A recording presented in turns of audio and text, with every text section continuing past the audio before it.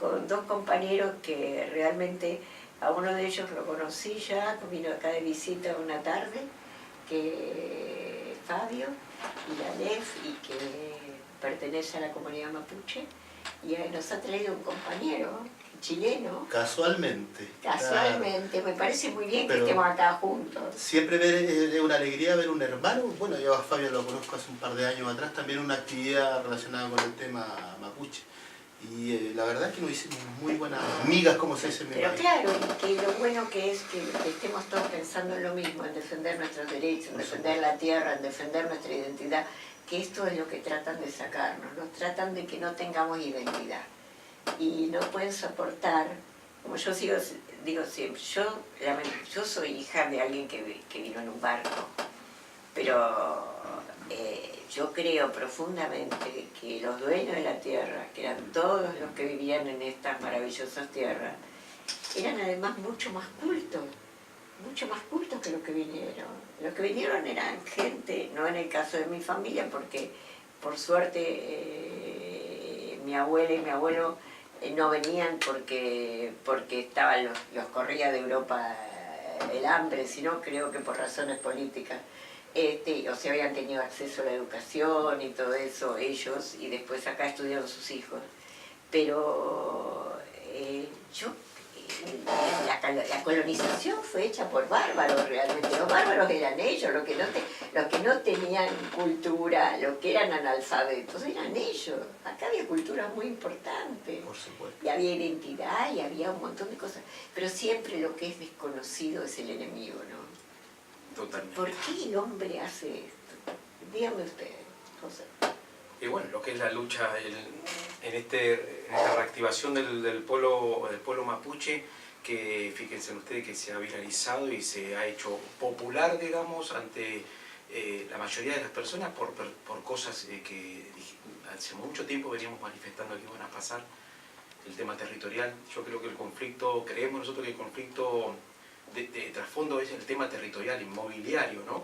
Claro, el inmobiliario. Y más en lo que hoy llamamos Patagonia. La explotación inmobiliaria. Claro, porque el conflicto territorial indígena existe en todo.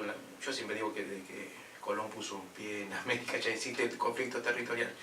Pero lamentablemente a través de las desgracias que han sucedido el año pasado acá en Argentina, se ha viralizado el tema mapuche, que siempre estaba, pero estaba un poco tapado. El tema territorial que nos viene aconteciendo en nuestras comunidades, por ejemplo la provincia de Neuquén, donde soy yo, más que nada en la cordillera. El tema nuestro hace muchísimos años que nosotros venimos resistiendo todo lo que es, no solamente a estos terratenientes famosos, conocidos, sino a muchos que no son conocidos, que tienen perfil bajo y son poderosísimos, inglés, italiano, español y francés. Porque tienen la Patagonia es de Europa prácticamente a través de sus y bueno, solo lo que tiene Benetton es terrible, la cantidad de... Y si estudiamos, Nora, los apellidos son los mismos, los de ayer son los mismos de los de hoy, que están en el gobierno. Claro, ¿sí? Son todos. Son 5 familias que gobiernan la Argentina. 5 familias que gobiernan la Argentina. Totalmente, sí. Y sí, bueno, nosotros estamos siguiendo a través de la cultura, nosotros proyectamos nuestra resistencia, que es tan importante, y más allá de eso también hemos tenido muchos logros también que a veces es tapado por todo este conflicto territorial que viene sucediendo. Pero yo quiero también profundizar mucho en el tema de lo que es hablamos de la espiritualidad, que es la antesala de lo que es la resistencia mapuche. Tenemos un hospital intercultural, la provincia de Neuquén nosotros, que no es poco conocido. Claro. Es el tercero en toda Latinoamérica, México, Colombia y Argentina tiene un hospital intercultural donde se cura a la gente a través de la medicina milenaria, donde va mucha gente, pero gran parte del pueblo argentino lo desconoce, de cómo se llevó a cabo a través del convenio 169, a través de los marcos legales que existe de Argentina y de la ONU, la protección hacia los pueblos originarios. El marco, ¿y puede ir cualquier persona? Sí, completamente. Nosotros venimos casi una vez por mes o 2 meses a Buenos Aires juntamente a promocionar esto, lo que es la medicina intercultural o espiritual mapuche. Es tan importante la espiritualidad de los seres humanos porque en el caso nuestro, el tema territorial, ¿por qué luchamos tanto por la tierra? Es porque desde el territorio donde nosotros nos proyectamos como pueblo originario milenario, sin tierra, Se complica ser mapuche, así Uno que... tiene un espacio, tiene que Aunque tener un lugar. sea así, contacto con la biodiversidad. Contacto con la tierra, ¿no? Y fíjese que siempre es, tanto en Chile como en Argentina, el conflicto mapuche es fuertísimo. No quiero compararlo también los gobiernos. Con el gobierno anterior no sucedía lo que está pasando ahora. El conflicto territorial existió siempre, tampoco como decimos, no pasaba. Pero se profundizó con esta presidencia actual, que copió el modelo de Chile, de Piñera, de Bachelet, de persecución, muerte, entrar a las comunidades, matar. Pasó con el chico Maldonado, que eso fue la gota que derramó el vaso, ¿sí? Y el modelo de Macri es el modelo de Piñera, de exterminio, no de diálogo, no hay canales de diálogo. Bueno, no hay canales de diálogo para nosotros, para el resto de los pobladores, no es solo con usted, no hay canales de diálogo con nosotros. Hay un armado, cualquier manifestación pidiendo cualquier cosa, como las organizaciones sociales que van a pedir pan, y aparece una cantidad de personajes armados hasta los dientes, como si tuvieran que salir a luchar a algún lugar. Cosa terrible. No se puede gobernar así Es terrible. Yo siempre cuento dos cosas cuando voy a los lugares. Cuento, por ejemplo, que durante la breve presidencia de Belfort, durante las invasiones inglesas, ya ahí, cuando fueron la élite de Buenos Aires fue a rendirle pleitesía, querían jurar por el rey y todas esas cosas terribles, ahí él eligió y nombró a cargo de la aduana a un descendiente español que le parecía que era muy inteligente. Ese era Martínez de Oz. O sea que ya en 1906, 1907 ya estaba, 1806, 1807 ya estaba. Y siempre cuento también que José de San Martín, con Bolívar, con toda la gente, cuando fundan la logia Lautaro y la traen a la Argentina, es porque Lautaro era un cacique mapuche que peleaba contra los españoles. Entonces yo esto lo cuento siempre, porque hay mucha gente que no lo sabe, que de chiquito escuchábamos, en la escuela nos enseñaban en la historia de San Martín o en la logia Lautaro, pero nunca nos dijeron por qué se llamaba Lautaro. Claro. Nunca nos dijeron que era un cacique mapuche. Y entonces hay que uno explicarle a la gente cosas que todo el mundo debería saber. Sí. Que además lo que usted dice, el tema de defender la tierra, no van a defender la tierra, no van a defender los lugares donde tienen que hacer el culto a sus dioses, a lo que usted cree, a lo que cree. Si nosotros también defendemos eso, ¿por qué no lo puede defender el otro? ¿Por qué no podemos todos? Bueno, similar a lo que sucede en mi país, o sea, yo la realidad de Argentina la comentaba con Fabio hace un par de años atrás, y es fuerte el tema, sobre todo en mi país, desde la octava hasta la 10ª región, se ha producido prácticamente una persecución, se ha militarizado la zona, pero disfrazado de argumentos de Estado, que ellos dicen que van a aplicar la ley de terrorismo, si jamás nunca ha sucedido. La gente sale absolutamente con lo que tiene puesto y que es sumamente pobre, tanto en la zona de la cordillera como el centro y la costa. Está diversificado el pueblo mapuche en diferentes áreas en ese sector, y la verdad que ha sido complicado para esa gente humilde, defendiendo sus derechos, y por el hecho solamente de protestar o salir, les ponen tanques o tanquetas, digamos, y gente militares, digamos, con todos los elementos para reprimir.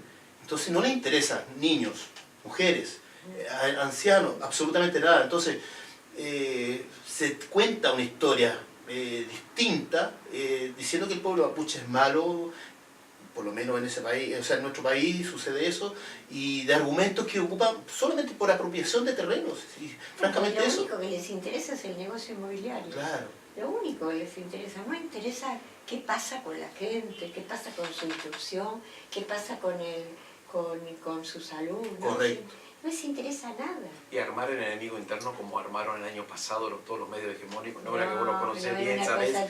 Que fue una cosa, era, aunque uno no quiera consumir televisión, pero le contaba, eran 3 o 4, ¿no? Pero todo el día era atacar, y lamentablemente no, lo que pasa es que uno recorre un poco el país con la parte cultural que uno hace, y hay gente que cree en eso. Algunos creen porque creen en esa cuestión, más que nada en provincias del norte, Corrientes, el litoral. Pero ustedes los mapuches quieren crear una patria aparte, se quieren independizar del Estado. Y todo lo que estos expertos, ¿no? Dándole a... Lo que pasa con un plan siniestro de ahora, crear el enemigo interno. Y bueno, eso fue lo que la Patricia Bullrich en sus conferencias, ¿se deben acordar el año pasado cuando salía todo a hablar todos los días? Perfectamente. Pero además, yo digo, pueblos que han sido tan sometidos, como todo el litoral nuestro, que han sido tan de una cosa en otra sometidos, no se dan cuenta, no pueden pensar, tienen miedo a pensar qué es lo que puede pasar, porque no son pueblos que lo han pasado bien, como el noroeste argentino, que han sido explotados toda la vida. ¿Cómo puede ser que crean todavía en lo que les dicen? Eso es lo que a mí me sorprende, esta capacidad de creer. Yo no puedo creer que solo por reiteración se crea. Yo creo que hay mucho miedo a lo que no es habitual. Entonces se prefiere estar con el lazo al cuello de alguien que lo maneja habitualmente, claro, que a ver si el otro que viene es como peor. No sé, no le encuentro explicación. No le encuentro explicación porque son pueblos que han sufrido mucho. Sí. Han sufrido realmente mucho. Y esto me preocupa porque con todo lo que han sufrido no pueden defenderse.